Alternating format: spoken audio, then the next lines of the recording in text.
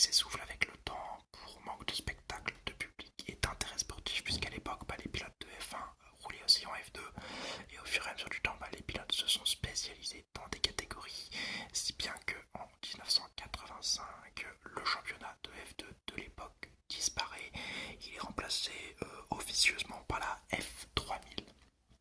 Mais durant sa période d'activité, donc voilà la première période d'activité de 47 à 60, enfin de 47 à 67, c'était la période sans championnat, de 67 à 85, c'était la période d'activité comme on peut l'appeler. Elle a vu beaucoup de grands pilotes, voire même des pilotes légendaires y participer, des champions du monde comme Clark, Jim Clark, qui malheureusement se tuera au volant d'une Formule 2, comme Stewart, comme Hill, et comme quasiment tous les pilotes qui ont été champions à cette époque-là, qui étaient aussi en F1.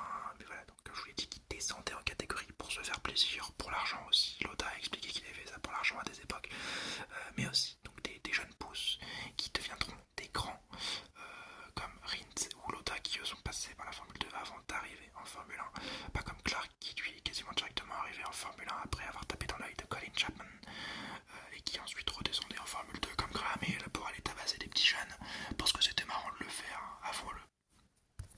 Puis, comme je l'ai dit, hein, au fur et à mesure des parcours, la F1 et la F2 se sont différenciés, et comme la F2 a disparu, il a fallu donc de nouvelles voies d'accès. Ça va, j'en ai un peu parlé dans la vidéo comment accéder à la Formule 1, et ces voies d'accès, sans la Formule 2, elles se sont déplacées sur le GP2, sur la F3000, sur l'IndyCar. Ça arrivait très rarement, hein. Mais voilà, c'est certaines voies qui étaient prises pour accéder à la F1. Il n'y avait pas de voie royale comme on peut avoir aujourd'hui, tout du moins.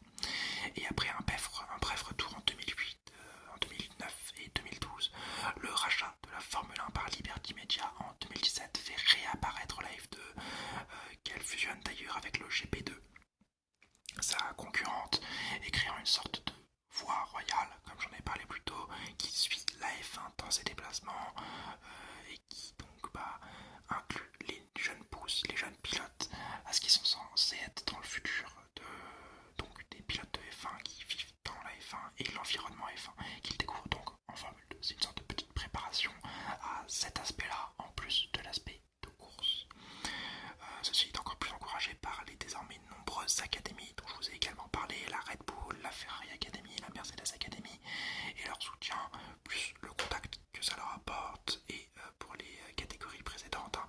Donc imaginons un jeune de la Red Bull, il commence en karting, il est repéré par Red Bull, F4, Freca, F3, F2, et donc voilà, il aura été suivi toute sa vie par Red Bull, qui l'aura placé dans les meilleures écuries possibles, puisqu'ils ont vu un talent en lui. Mais alors, est-ce que cette formation marche? C'est des questions qu'on peut se poser, hein. Et la réponse à l'union, c'est mais plus récemment, on peut dire que non.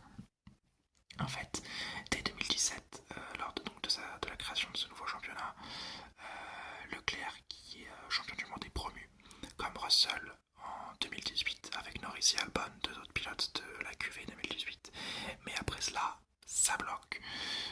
En effet, après ces deux belles années, ces deux beaux crus, parce que quand même 4 pilotes en 2 ans, c'est pas rien. 4 pilotes de la F2 qui montent en Formule 1, c'est pas rien du tout.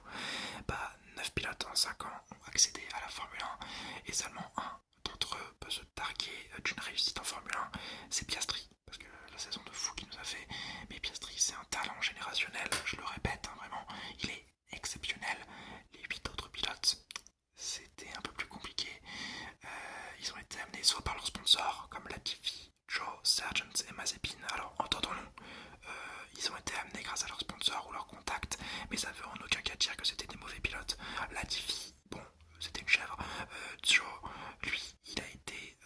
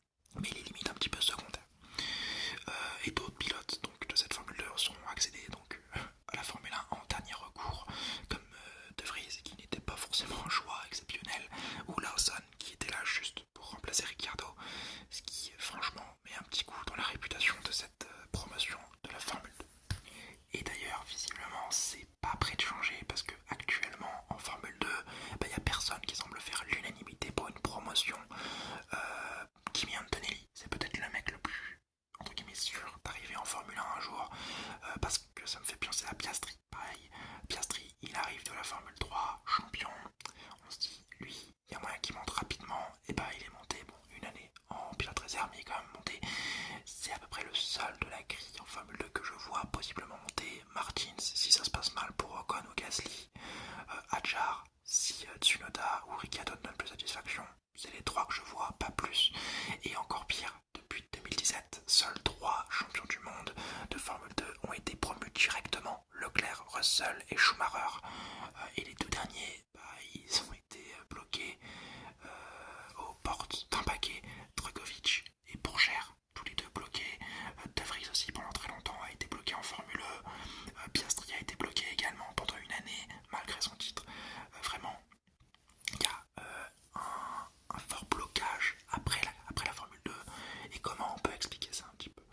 Eh ben, c'est assez compliqué, hein, bien sûr de l'expliquer, mais c'est surtout les manques de place en Formule 1 et également le niveau de la Formule 2 qui n'est peut-être plus adapté. Les voitures ne sont peut-être pas assez adaptées à la Formule 1. On l'a vu avec Hadjar qui a pris le volant au Mexique, qui a dit on est dans une autre classe, ce n'est pas la même voiture, c'est autre chose. On n'est pas du tout dans les mêmes données, quoi. Comme dit plus tôt, aucun pilote d'ailleurs ne semble F1 Materials. Et je pense que ça c'est dû à un petit manque de talent qui est compliqué à annoncer parce que ces jeunes sont bourrés de talent, hein. Mais c'est peut-être un petit truc qui manque quand je vois un Antonelli. Bon, je l'ai pas beaucoup vu rouler, hein. Ça me fait penser un peu à un Piastri. C'est peut-être le seul talent générationnel que je vois sur la grille de Formule 2. Le reste, c'est des pilotes très bons qui me font plus penser à des Ocon et des Gasly, c'est-à-dire des pilotes travailleurs qui potentiellement n'auront jamais de titre en Formule 1, à l'exception d'une saison incroyable dans une écurie qui sera bonne pour eux à l'instant T. Mais sinon, je vois vraiment pas de talent générationnel dans cette cuvée de Formule 2. Et alors que les Leclerc, les Russell, les Norris, c'était peut-être un peu plus des talents générationnels comme on peut entendre. Mais d'ailleurs, c'est pas forcément aussi la faute des pilotes, c'est peut-être également la faute des monoplaces qui ne sont pas assez proches de la Formule 1 et le manque de régularité de cette catégorie qui peut effrayer les écuries. Quand on voit un pilote à part Piastri qui nous a fait une saison de bout en bout quasiment dominée, un Schumacher qui a vraiment été très bon à l'époque où il avait gagné son titre, un Drugovic qui a fait une saison incroyable mais qui n'a pas été promu. Le reste des pilotes des champions du monde de Formule 2, franchement c'est décousu leur titre. Bon, là je prends l'exemple de Pourcher cette année qui on ne savait même pas si la dernière course il était champion du monde. Il y a déjà il roule peut-être pas assez souvent, la monoplace n'est peut-être pas assez similaire à la Formule 1 et même la façon dont ils vont chercher leur titre la plupart c'est pas flamboyant, t'as pas l'impression que c'est un talent générationnel et donc c'est sûrement ça aussi qui peut effrayer les écuries de Formule 1. La solution à tout ça, il faut donc changer les monoplaces et les rapprocher de la Formule 1, ce qui va être fait d'ailleurs, mais surtout créer, pour moi, là je vous donne mes solutions à moi, il faudrait créer une écurie de F1 gérée par la FIA ou par un sponsor volontaire pour faire rouler les champions du monde de Formule 2 pendant 2 ans avant de les laisser libres ou les prolonger en cas d'arrivée d'un champion du monde dans un autre team de l'écurie, enfin du plateau. Imaginons cette année Antonelli gagne, Martens est deuxième et Hadjar est troisième. Pas du tout ce que j'ai envie d'avoir bien sûr. Imaginons que cette écurie de Formule 1 existe, Antonelli serait signé et comme elle vient d'arriver, on vous signerait aussi Martins. Mais Martins, il est recruté par Alpine en tant que pilote réserve, donc il n'a pas besoin d'aller dans cette écurie là. Et on signe Hadjar à la place dans cette écurie. Je sais pas vraiment si vous voyez, ça donnerait un petit peu pour cher dans cette écurie là cette année. Et à la fin de cette saison là, imaginons Antonelli gagne, ça fait pour cher Antonelli. Antonelli a 2 ans de contrat, pour cher a 1 année de contrat. Et à la fin de cette année de contrat, il est libre et il peut s'engager là où il veut.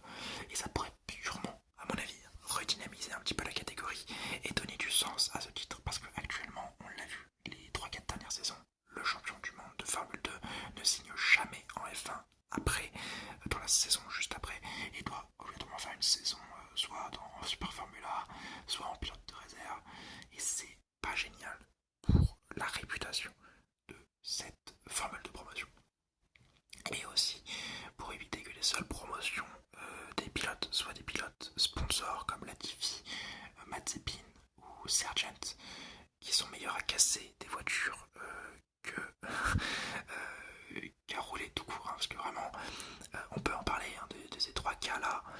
Latifi, Lavazza, son daron détient des parts de Lavazza, donc un gros sponsor pour Williams à l'époque, et franchement une fraude ce mec, jamais dans le rythme, il a pas été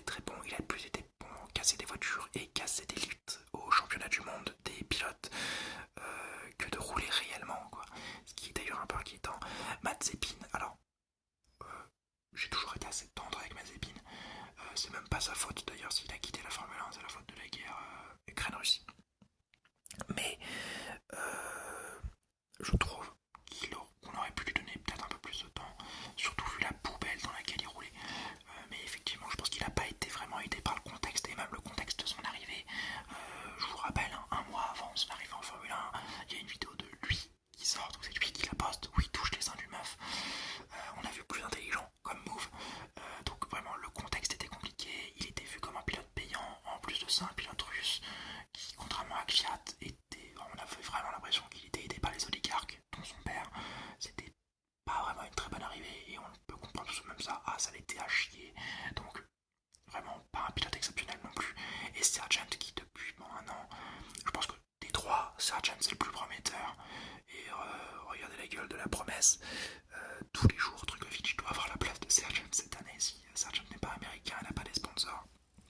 Donc vraiment, redynamiser cette formule de promotion permettrait réellement d'avoir des bons petits rookies sur la grille qui feraient leurs erreurs dans cette écurie. Donc soit gérée par la FIA, soit par une écurie volontaire, par un sponsor volontaire.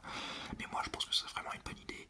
Ça mettrait du sang neuf sur cette grille qui est un peu vieillissante mais qui tient bon à l'image des Alonso et des Hamilton.